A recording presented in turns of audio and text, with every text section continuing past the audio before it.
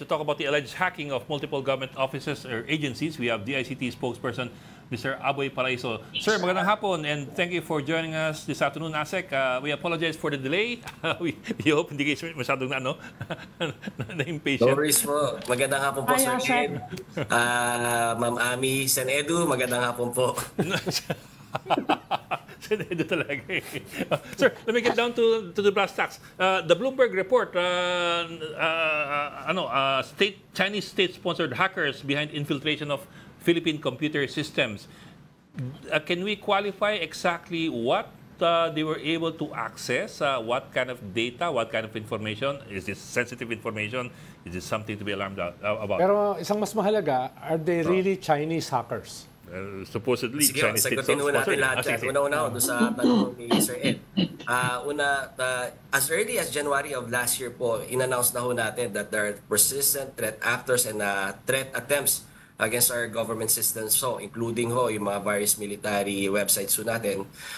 Pero ho, etong mga nireport ho ni Bloomberg, wala pa naman hong pinapakitang ebidensya gaya ho na sinabi ng ating Secretary Ivan Uy.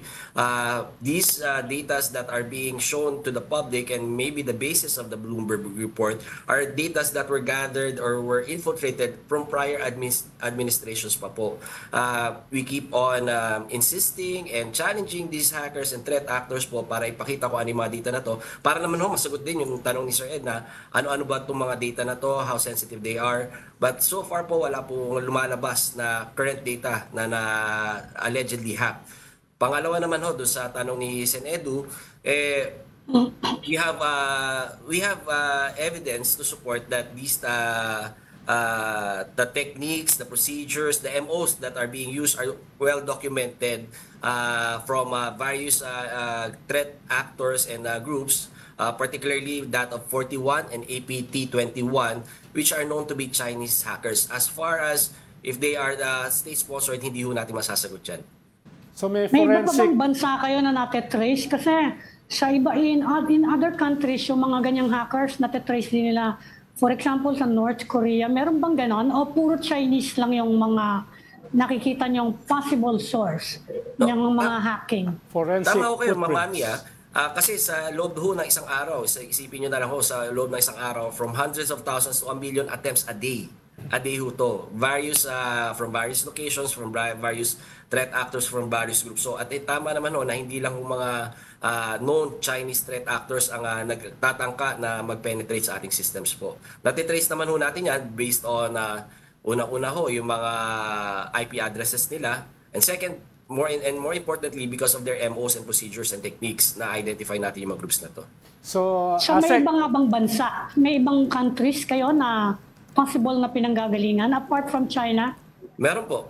I think we came out with the reports that Russians are also trying to attempt to infiltrate our systems and various other countries and various threat actors. Ang maganda ho rin natin i-contextualize, Ma'am Ami, hindi porke doon nakalocate yung mga threat actors na to, mga citizens nila. For example, sa Pilipinas we have all evidences na even sa galing yung IP address sa ating bansa, nakikita natin yung MO mga Chinese foreign nationals din ang gumagawa. So, Asek, kung sigurado nyo itong mga forensic fingerprints na ito ay halimbawa galing sa China, yan ba ay pwede maging basis ng diplomatic protest? Tama ko kayo, Sen Edu.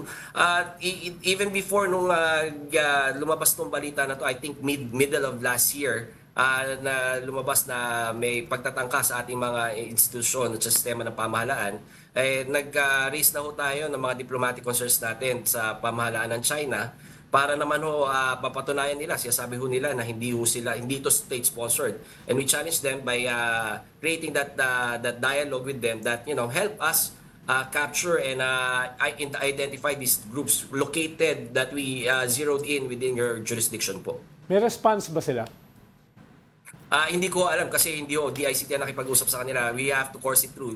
I think sa pagkakalam mo natin sa bureaucracy natin, we have to course it through the DFA po. Pero sir, saan galing po yung tina-target kasama ba yung private companies? Meron ba mga private entities? Private company. Mas marami naman sa totoo lang, mas marami naman tina-target na private companies and entities rather than sa mga government institutions na natin.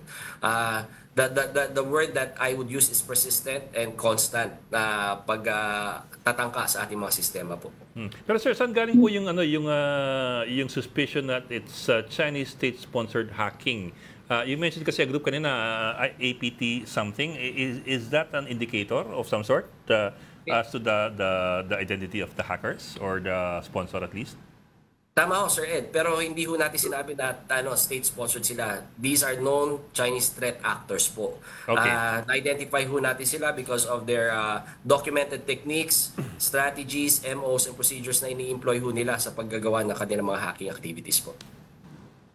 Siguro, Ngayon, can you give an assurance na safe yung ating mga government sites? Lalo na yung sa Office of the President and the military. Well, we have updated, syempre uunahin natin yung mga vital government systems natin. Pangunahin na dyan yung sa Office of the President po. We have updated po.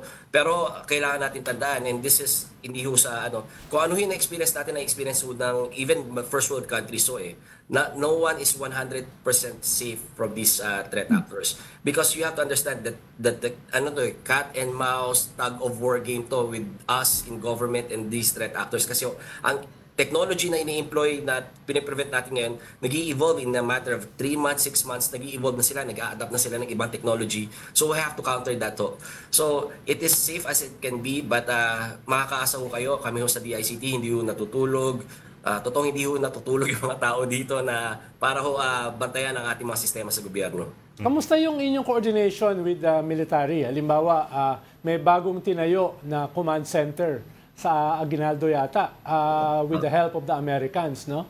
Kasama ba yan sa kanilang function, yung firewall laban sa mga hackers? Dahil sa ngayon, malaking element ng ating national security ay IT, no? Tama ho, Sec.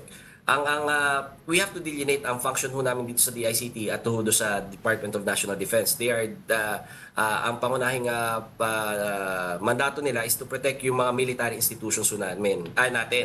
Ang sa DICT naman ho, yung mga public and saka yung mga kung hihingi ng tulong ang private sector, andito ho ang DICT. So, pero kung ang tanong nyo ay kung nag-uusap po kami, tama ho, nag-uusap po kami at we try to align our systems with each other. And since wala ho kaming intelligence funds, nakiki-intelligence din ho kami sa military ho natin. That's a different topic. Okay. Ang ganda ng pasok natin. Sige, sir. Sir, teka, last na lang. Pahabol pa. I don't know if this is an obsolete way of thinking. Just correct me if I'm wrong. Kasi before there was this perception na it's not so much yung danger, the danger is not so much yung internet kesa sa yung intranet. Ibig sabihin, yung government network within, it's not so much yung websites na hinahack kasi yung websites naman are usually public eh. Pero yung the systems that are internal to the government na baka pasukin. I mean, they can hack websites for all we care. Nangaasar lang yan. They don't really get any data from the websites per se kasi that's public website. Pero pag pinabagsak yung buong system, that's different. O yung internet, for example, the internet between Malacanang and the DND, that's different. Tama po, Sir Ed. Kaya nga ho, tama ho kayo, yung mga websites natin, nakaibang system ho yan. These are front-facing services of government. Yung mga vital systems natin, nakahiwalay ho na network yan. Tama ho kayo na ang description natin dyan, yung intranet. So pag halimbawa, pupunta kayo sa DICT, makiki-access kayo ng Wi-Fi namin, naka-secure ho kami, yung vital systems namin naka-secure. Yung mga pinapagamit namin, halimbawa, even sa aming mga kawani ng DICT, nasa ibang network ko kami para makapag-access ko kami ng internet. Okay. Okay, maraming salamat, sir. DICT spokesperson, Asik Aboy Paraiso.